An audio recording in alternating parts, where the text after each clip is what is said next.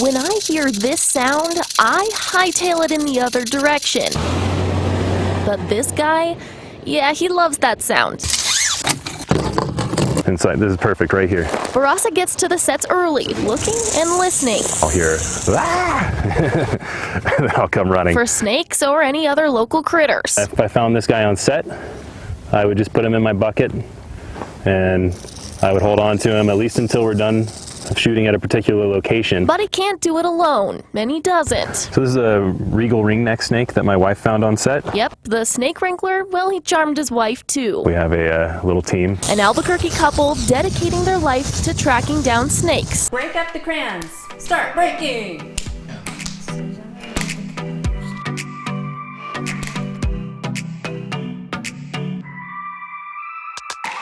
Then just fill the little molds. We did some rainbow colors and others more monochromatic.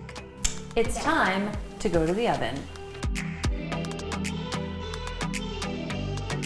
Set your oven, bake 250.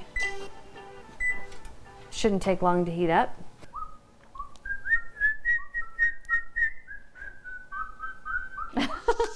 You may need to open your window to ventilate. We thought it might stink, but in our case it didn't. It took them about 15 minutes to melt to a flat level, but you should stay close by to watch them. After taking them out, I let them harden and then place them in the freezer. This is going to make it easier to pop out of the mold.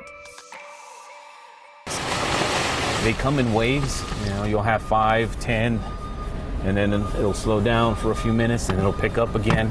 Border Patrol agent George Gomez took us near downtown El Paso, where he says they detain more than 1,000 migrants a day. We're seeing family groups from the tri-state area of Honduras, Guatemala, and El Salvador. Families with children in tow.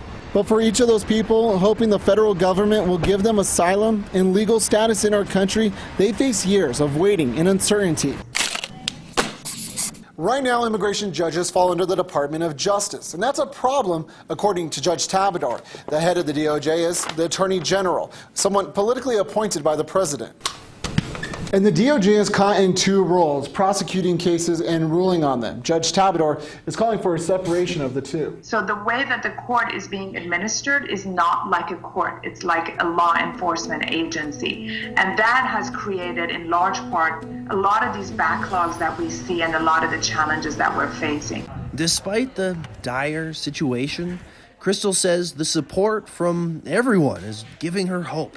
It has really brought us together from all over. I mean, you know, when people are donating to us and they're just taking it right out of their pockets, right out of that business, and they might be struggling, but they want to make sure that they are supporting us because we are supporting the community. Gary Hanko says he ran out of bed around 2 this morning. When he saw a man go into his trailer, he reacted by closing the door on him and holding it shut. I was just able to set my butt up against there, put my feet there, and just after a while, at first I would struggle. The door would open and close. We'd be fighting it back and forth. I was just trying to hold it, you know, trying to get this part in, and it's like, well, that's useless. He held him inside there for 15 minutes. When police got there, they identified the crook as James Hubbard.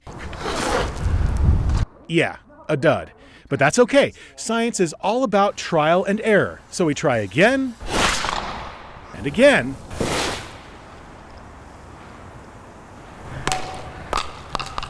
That one was a and finally, the one. Ignition sequence start.